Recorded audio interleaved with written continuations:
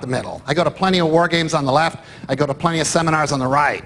What I don't go to are serious explorations how you get countries from left to right. Eventually, I think we're going to have to create a bureaucratic center of gravity. Otherwise, it's drive-by regime change from here on out. People won't pay for it with their sons and daughters with their wallets.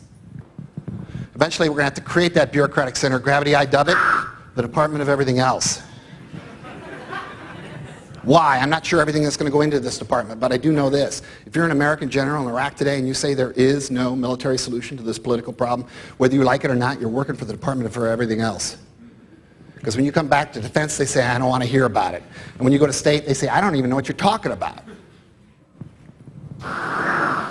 Why we need this Department of Everything Else. There is a profound mission gap between the force we got and the force we don't got. Here's a description. In the Cold War, if we sent that Leviathan force out, it was big, huge footprint. If we had to do nation building on the far side, easy handoff, lots of boots on the ground. Paradigm, Normandy, June 1944.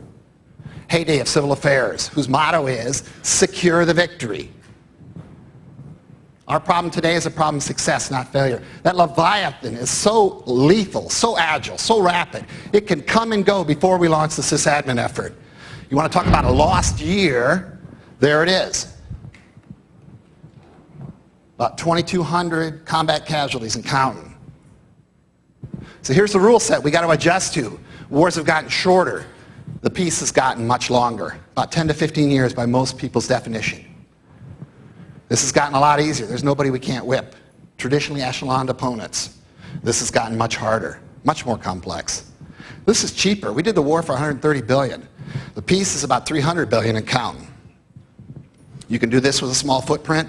To do this, you cannot escape the requirements for boots on the ground. Okay? There's this question we like to ask. Who sizes our force? In the Cold War, this force was sized, our Leviathan, by the Soviets. The question is, who's sizing our forces now? My answer is, the most advanced sysadmin force out there is Hamas. They are sizing our force, if we're paying attention. So the Army's ambivalent about sysadmin. Go figure. They worry about losing their warfighting ethos, and yes, they know from re-enlistment rates, which are high, people like doing this kind of stuff.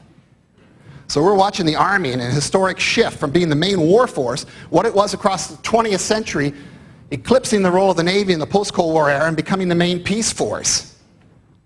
The stabilizing force, the force that does not come home. How do I know? Check the money, supplementals, since 1990. You add them all up. This is how we actually pay for operations. Almost $500 billion, 80% of it non-kinetic, as they say.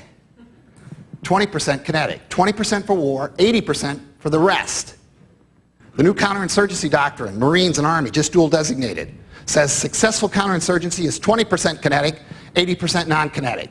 That is a cry for help.